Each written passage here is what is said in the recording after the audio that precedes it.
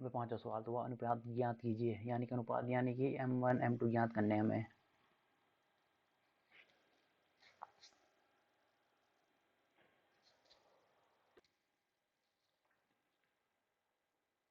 और साथ में हमें विभाजन बिंदु के निर्देशांक भी ज्ञात करने हैं। तो हमें जैसे कि हमारे पास कोई रेखा है, ये क्या बोल रहा है कि एक्स अक्ष पर विभाजित कर रहा है। तो यानी कि जैसे कि हमारे पास कोई रेखा है माना, तो ये रेखा है और हमें एक्स अक्ष पर विभाजित कर रहा है। तो एक्स अक्ष पर विभाजित कर रहा है यानी कि इस प्रकार से होगी कोई रेखा। जैसे कि हमारे पास दो बिंदु थे, एक ए हो गया एक बी। अभी क्या बोला है कि एक्स अक्ष पर विभाजित कर रहा है, तो एक्स अक्ष पर विभाजित यही तो हो रहा है। ये एक्स अक्ष है, ये वाई अक्ष है, यानी कि यहाँ पे वाई की वैल्यू तो क्या है हमारे पास 0। कौन से बिंदु की, जो बिंदु विभाजित कर रहा है उसके लिए वाई की वैल्यू तो 0 है, क्योंकि एक्स अक्ष को विभाजित कर रहा है, एक्स अक्ष से विभाजित हो रहा है ये वाली लाइन जो हमारे पास दो बिंदु हैं ये।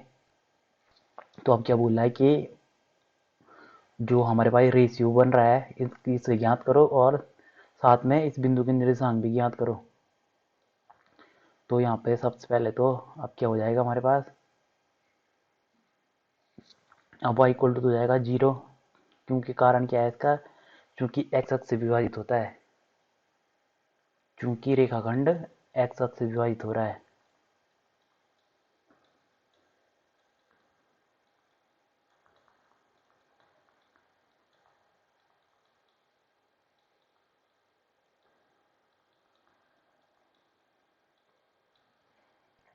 अब x अक्ष से विभाजित हो रहा है यानी कि एक तो हमारे पास 0 आ गया और दूसरा हमने x मान लिया। तो इसे हमारे पास क्या हो गए, निर्देशांक हो गई है, इसे अभी लिखने की कोई जरूरत नहीं है। सबसे पहले हमने क्या मान लिया कि मान रेखाखंड किस अनुपात में विभाजित हो रहा है। हमने सबसे पहले यही निकालना है, अनुपात निकालना है। तो मान रेखाखंड क्या मानेंगे हम, मान रेखाखंड के रेशियो 1 में विभाजित हो रहा है। मानने के लिए हम M1 M2 ही मान सकते थे, मगर हमें तब दो वैल्यू निकालनी पड़ेंगी। तो के रेशियो 1 में विभाजित होता है। तो ये हो गया माना हमने कि के रेशियो 1 में मान लिया, तो इसे M1 मान लो, इसे M2 मान लो। वैसे मानने के लिए हम सीधा सीधा M1 और M2 ही मान सकते थे, मगर हमें तब दो वैल्यू निकालनी थी, एक ये। मगर हमने क्या कर दिया यहाँ पे, M1 और M2 रेशियो का होता है जब, तो हम क्या कर सकते हैं, M1 ratio M1 upon M2 इसे के लिख दिया, और 1 और जो भी के की वैल्यू आएगी उसी के हिसाब से हम M1 M2 को लेंगे। तो हमने क्या मान लिया, K1 K2 में विभाजित कर रहा है माना, के रेशियो 1 में विभाजित हो रहा है। तो सबसे पहले अब हमारे पास कटान बिंदु के निर्देशांक क्या होंगे। तो कटान बिंदु के निर्देशांक, जैसे कि रेखाखंड कटान बिंदु के निर्देशांक यानी कि इसके निर्देशांक, तो कटान बिंदु के निर्देशांक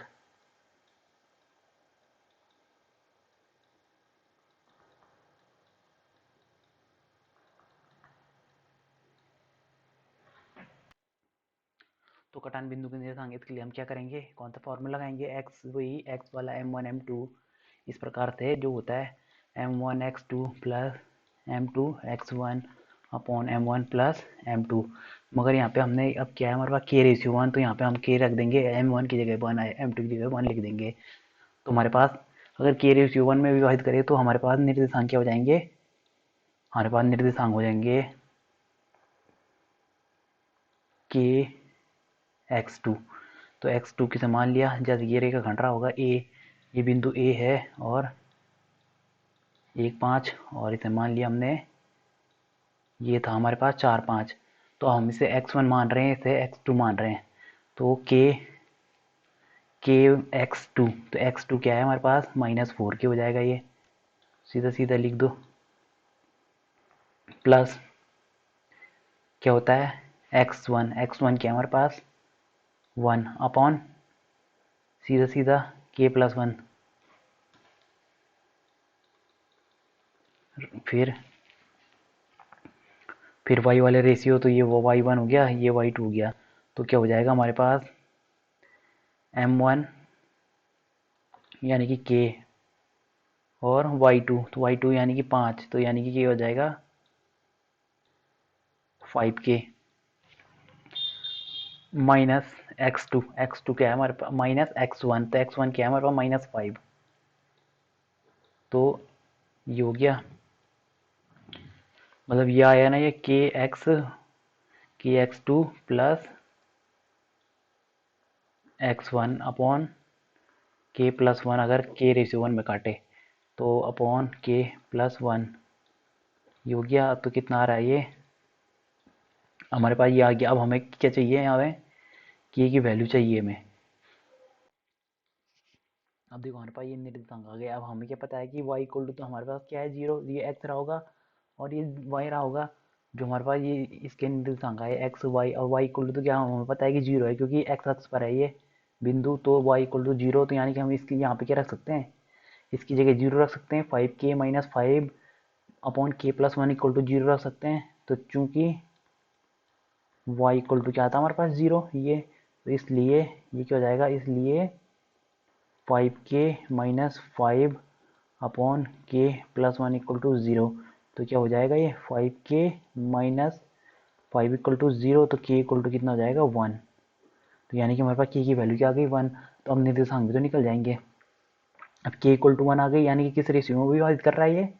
अब हमारे पास k आया ना, k रेशियो 1 था, तो 1 की वैल्यू भी 1 ही आ गई, k की वैल्यू 1 आ गई। तो इसलिए रेखाखंड जो हमारे पास बिंदु P, ये वाला बिंदु है, ये वाला, ये रेखाखंड को किस अनुपात में विभाजित कर रहा है, तो इसलिए कौन सा बिंदु, कौन सा, इसलिए ये वाला बिंदु जो भी है हमारे पास अज्ञात बिंदु, किस इससे किस अनुपात में विभाजित कर रहा है, 1:1 में विभाजित कर रहा है। तो अब लिख देंगे अतः ए बी रेखाखंड, अतः ए बी रेखाखंड एक्स अक्ष पर 1:1 में विभाजित हो रहा है, 1:1 में विभाजित होता है।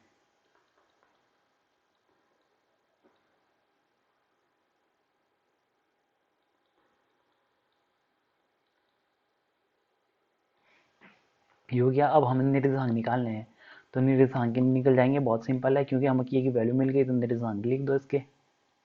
तो k की वैल्यू हो गई कितनी 1, तो जहाँ जहाँ k 1 रख दो तो जाएगा -4 इंटू 1, तो +1 upon 1 plus 1, 5 1 minus 5 upon 1 plus 1, तो जाएगा -4, तो जाएगा -3 अपॉन 2, और ये जाएगा 5 में से 5 गया 0। ये तो 0 ही होना था ना, ये तो 0 ही था, ये पहले से ही हमें पता है। इसकी वैल्यू तो सीधा सीधा 0 ही है, तो 0 ही रख दो, इसे पहले ही रख दो। तो ये निर्देशांक ये हो जाएंगे इसके, कौन से बिंदु के, ये वाले बिंदु के निर्देशांक जो भी यहाँ पे था, जो एक्स अक्ष पर जो भी बिंदु था, इसके निर्देशांक क्या हो गए ये। तो ये हो गया ये वाला सवाल समाप्त।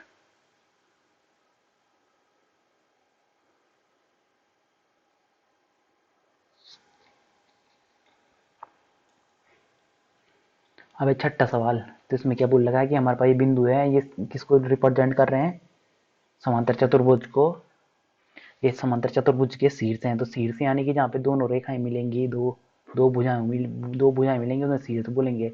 तो इसके 4 शीर्ष हो गए, इसने 4 निर्देशांक दे रखे हमें ये। अभी क्या बोल रहा है कि एक्स और वाई के मान ज्ञात करो, यानी कि ये वाला एक्स और ये वाला वाई के निर्देशांक ज्ञात करो। तो इसे ज्ञात करने के लिए हम क्या करेंगे, हम सबसे पहले तो हमारे पास समांतर चतुर्भुज में एक प्रॉपर्टी होती है, इसे इस प्रॉपर्टी को लगाएंगे हम। समांतर चतुर्भुज की प्रॉपर्टी ये क्या है हमारे पास, कि हमारे पास समांतर चतुर्भुज की ये प्रॉपर्टी है कि जो भी हमारे पास जो समांतर चतुर्भुज होता है, समांतर चतुर्भुज कैसे होता है कि इसकी ये भुजा इस भुजा के बराबर होगी, ये भुजा इस भुजा के बराबर होगी, मगर ये 90 डिग्री के कोण नहीं होते यहाँ पे, बस नहीं तो आयत बन जाता है ये। तो ये हो गया हमारे पास समांतर चतुर्भुज। तो जब समांतर चतुर्भुज के हमारे पास जब विकर्ण बनते हैं, जो जब विकर्ण एक दूसरे को काटते हैं, तो ये विकर्ण हो गए। तो समांतर चतुर्भुज के विकर्ण हम हमेशा कहाँ पे काटते हैं, मध्य बिंदुओं पर, इन विकर्णों के मध्य बिंदु पर काटते हैं। तो जैसे कि हमारा ए बी सी डी है, तो ये इन रेखाओं के मध्य बिंदु पर काटेंगे, यानी कि हमारे पास कहाँ पे काटेंगे, मध्य बिंदु पर, यानी कि ए बी का मध्य बिंदु और बी सी का मध्य बिंदु होगा जहाँ पे, यानी कि ये भुजा इस भुजा के बराबर आएगी, मध्य बिंदु यानी कि बराबर भागों में बांटना। तो मध्य बिंदु पर काटेंगे दोनों विकर्ण, ये वाला विकर्ण भी, जो बी डी विकर्ण और ए डी विकर्ण, इनके मध्य बिंदु पर कटेंगे आपस में ये। तो ये कहाँ पे, ये बिंदु ये है। तो अब हम क्या लिख सकते हैं, यानी कि ए बी का मध्य बिंदु बराबर डी सी का मध्य बिंदु है यहाँ पे ये वाले निर्देशांक। तो इसी का यूज करके हम क्या करेंगे, इस क्वेश्चन को सॉल्व करेंगे। तो देखो हम कैसे करेंगे, हमारे पास इन निर्देशांक दे रखे हैं, तो हमने क्या मान लिया, हमने इनकी वैल्यू लिख दी यहाँ। तो सबसे पहले था हमारे पास 1 2, तो 1 2, फिर था हमारे पास 4 y, फिर लिख ली हमने x 6, फिर है हमारे पास 3 5। अब हमें x और y की वैल्यू चाहिए। तो सबसे पहले मिड पॉइंट हमें, मिड पॉइंट तो सीधे सीधे पहले लिख दो क्वेश्चन तो, कि हमारे पास ए डी का मिड पॉइंट क्या होगा, ए सी का, ए सी विकर्ण, विकर्ण ए सी का मिड पॉइंट, विकर्ण ए सी का मध्य बिंदु,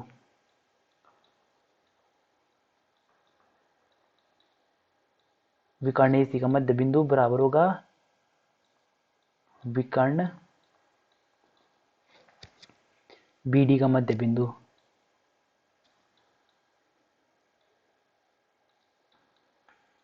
अब दोनों का मध्य बिंदु तो ये क्या है हमारे पास, समांतर चतुर्भुज। तो दोनों का मध्य बिंदु कहाँ पे काटेंगे, दोनों विकर्ण कहाँ पे काटेंगे, इनके मध्य बिंदु पर काटेंगे। तो यानी कि दोनों के निर्देशांक क्या हो जाएंगे, कटान बिंदु के निर्देशांक एक ही तो होंगे दोनों के।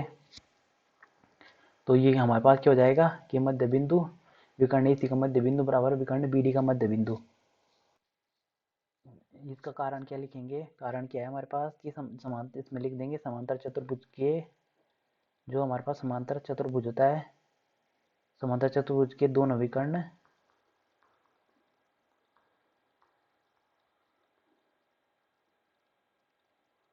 मध्य बिंदुओं पर काटते हैं।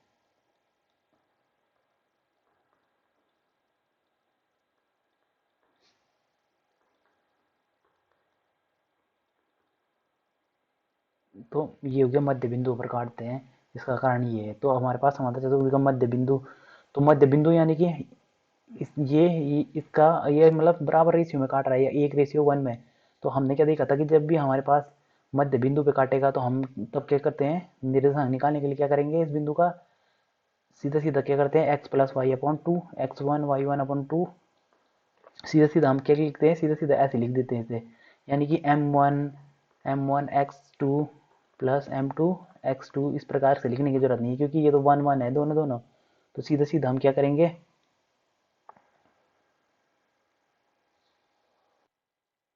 तो हम सीधे सीधे क्या करेंगे, इसे लिख देंगे हम x1 plus x2 by two, पहले का निर्देशांक इस वाले निर्देशांक के ये हो जाएंगे, और फिर y का निर्देशांक लिखेंगे जो कि हमें दे रखा होगा, और फिर ऐसे हम एक बी डी का इक्वल टू में क्या करेंगे, y1 plus y2 upon two, और इधर भी y।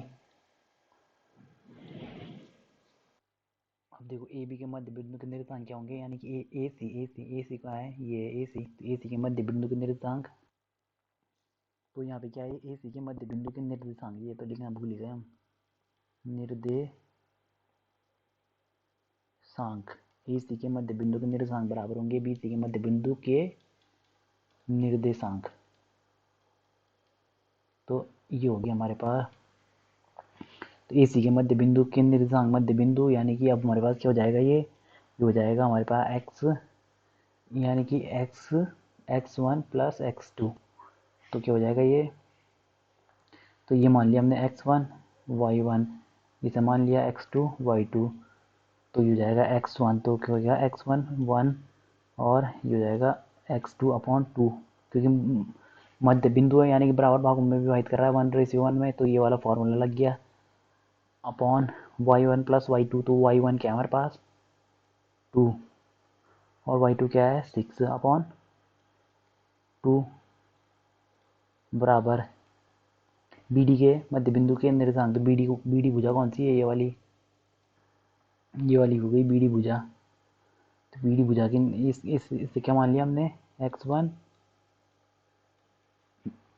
y1 और इसे क्या मान लिया हमने x2 y2। तो क्या हो गया ये 4 + 3/2 और फिर हो गया y + 5/2। तो अब हम क्या करेंगे, अब तुलना करेंगे x वाले कोऑर्डिनेट की x वाले कोऑर्डिनेट के साथ और इसकी इसके साथ। तो क्या हो गया ये अब, तो इसलिए क्या हो जाएगा 1 + x = क्या हो जाएगा अपॉन 2 = हो जाएगा 4 और 3 7/2। तो 2 से 2 कट गया, यानी कि x = आया। अभी एक इधर जाएगा, यानी कि 1 + x = 7 आएगा। तो इससे अभी एक इधर जाएगा तो क्या बचेगा 6। अब इसी प्रकार ये वाले y की तुलना कर रहे हैं हम, y वाले निर्देशांक की तुलना। तो हो जाएगा 6 और 2 8/2 बराबर y + 5/2। तो कितनी बार कटेगा 4 बार। तो 4 बराबर y + 5/2 हो जाएगा 8 बराबर y + 5। तो y = कितना हो जाएगा ये 3। तो हमारे इसके निर्देशांक आ गए, ये वाले इस बिंदु के निर्देशांक आ गए हमारे पास, जहाँ पे दोनों क्या काट रहे हैं आपस में, दोनों विकर्ण। तो इसके निर्देशांक आ गए 6 3, 6 और 3। तो यानी कि हमें सिर्फ x और y की वैल्यू ज्ञात करनी थी। तो x की ये होगी, यही पूछा था ना इसने x और y की, यानी कि ये गलत है। अच्छा ये तो इन निर्देशांक नहीं पूछे, इन निर्देशांक थोड़ा निकले ये तो हमें सिर्फ x y की वैल्यू ज्ञात करनी थी। ये निर्देशांक नहीं है, यहाँ पे निर्देशांक तो कुछ और अलग होंगे। हमें सिर्फ ये ज्ञात करना था x की वैल्यू कितनी है और y की वैल्यू कितनी है।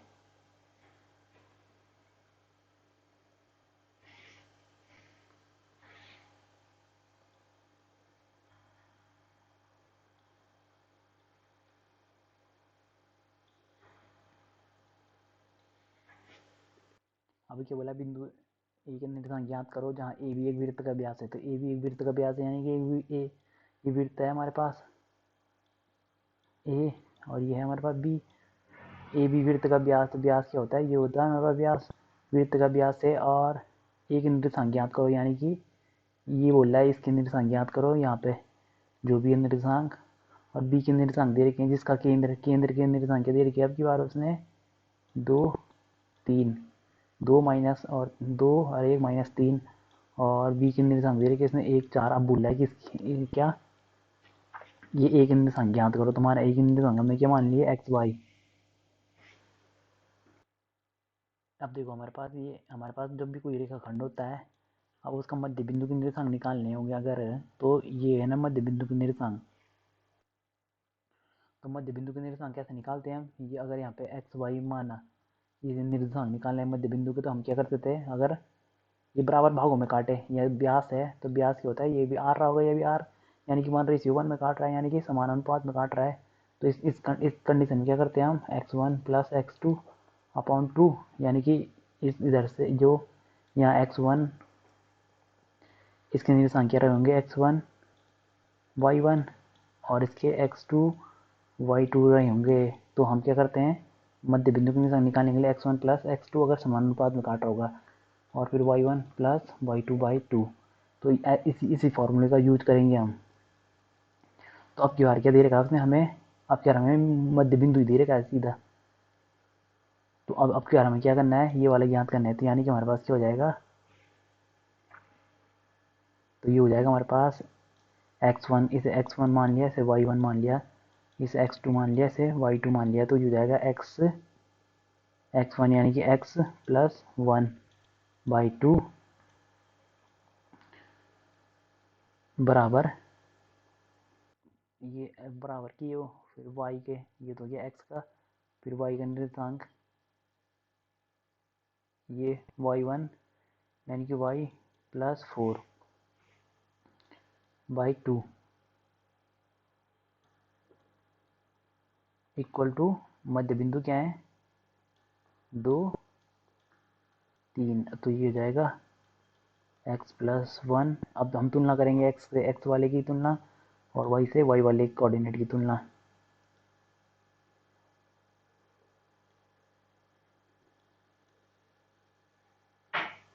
और y +4/2 इक्वल टू -3। तो कितना हो जाएगा ये?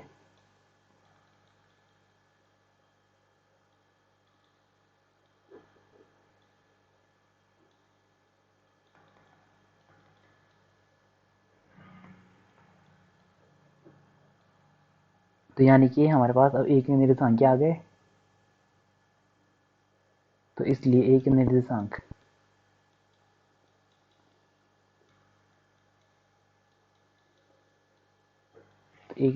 आ गए हमारे पास 3 2। ये माइनस का 3 2 नहीं, यहाँ पे गड़बड़ हो गई है, तो 3 2 6 -6 होना था ना,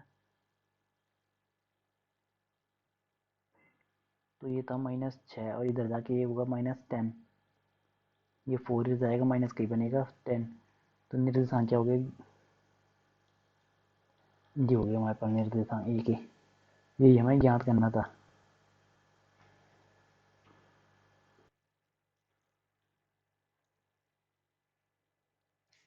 अब 8वां सवाल तो ये कि बोला कि हमारे पास यदि ए और बी इनके निर्देशांक दे रखे हैं, बिंदु पी के निर्देशांक ज्ञात करो यदि ए पी किस रेशियो में काट रहा है ए बी को, इस रेशियो में, यानी कि ए पी और ए बी का रेशियो ये है और पी रेखाखंड ए बी पर स्थित है। तो सबसे पहली बात इसने क्या बोली कि पी रेखाखंड ए बी पर स्थित है। तो ये हो गया ए बी रेखाखंड है ये। अब इसमें बिंदु पी है कहीं पे, तो वो किस रेशियो में काट रहा है? वो क्या बोल रहा है कि उसने दे रखा हमें इक्वल टू दे रखा है इसने 3/7 का ऑफ ए बी, यानी कि A P upon A B equal to क्या दे रखा है उसने 3/7। तो ये तो दे रखा है ए पी कहाँ तक होगा? यहाँ तक होगा 7, और ए बी कहाँ तक होगा? यहाँ तक होगा 7 पूरा, और ए पी इतना दे रखा है उसने 3, तो ये क्या बचेगा 4, यानी कि हमें किस रेशियो में काटेगा ये बिंदु पी ए बी का खंड को 3/4 में काटेगा। तो ये तो ए बी था ना टोटल, तो यानी कि अब हमारे पास ए बी की, अब हमारे पास ये होता था ए बी, तो होगा A B upon P B. तो A B upon P B क्या हो जाएगा? ये टोटल 7 था और 3 ये आ गया ऊपर, तो ये 4 ही तो बचा, ये हिस्सा 4 बचा, यानी कि हमारे पास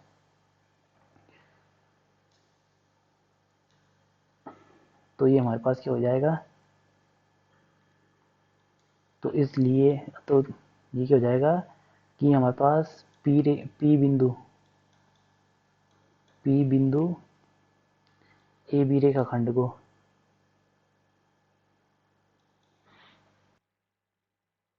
तो अब इसे हमने क्या मान लिया M1, इसे मान लिया M2, तो इसे M1 मान लिया, इसे M2 मान लिया। तो अब हमारे पास अब हमें P बिंदु की निर्देशांक ज्ञात करने हैं, तो माना हमने P की निर्देशांक मान लिए एक्स वाई मान लिया, तो सबसे पहले x इक्वल टू क्या हो जाएगा हमारे पास M1, ये वाला फॉर्मूला लगाएंगे, तो विभाजन सूत्र वाला फॉर्मूला लगाएंगे, तो M1 क्या है हमारे पास 3। तो इसके अब ये इसके निर्देशांक एक निर्देशांक माना ये मान लिया हमने और बी ये मान लिया, तो इसे x1 मान लिया, इसे x2 मान लिया, इसे क्या मान लिया x1, इसे x2, इसे y1, इसे y2, इसे हमने ये मान लिया। तो ये हो जाएगा 3 गुणा -2 प्लस M2 M1 x2 क्या है हमारे पास 2, अरे ये तो 2 आएगा ना, M1 x2 फिर M2 x1 M2 कितना है 4, x1 कितना है -2/2, 2 नहीं M1 प्लस M2, तो ये हो जाएगा 3 + 4, ये तो हो जाएंगे x के निर्देशांक और y के निर्देशांक क्या हो जाएंगे M1 y2। तो M1 क्या है हमारे पास, y2 क्या है,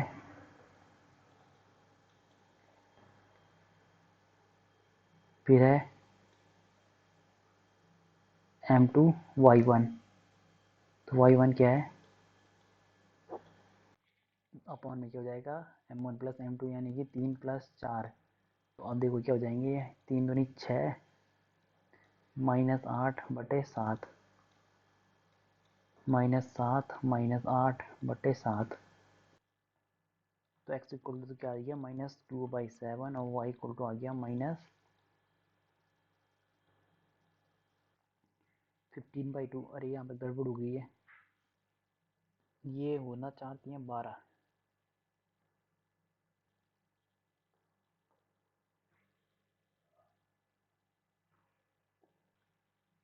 अभी क्या होना था, 12/8 20, यानी कि यहाँ पे आना था -20/7। तो यानी कि हमारे पास पी के निर्देशांक क्या होंगे, तो पी के निर्देशांक हो गए हमारे पास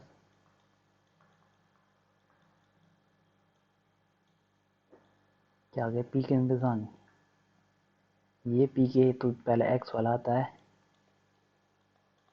और फिर वाई वाला, तो ये याद करना था हमें।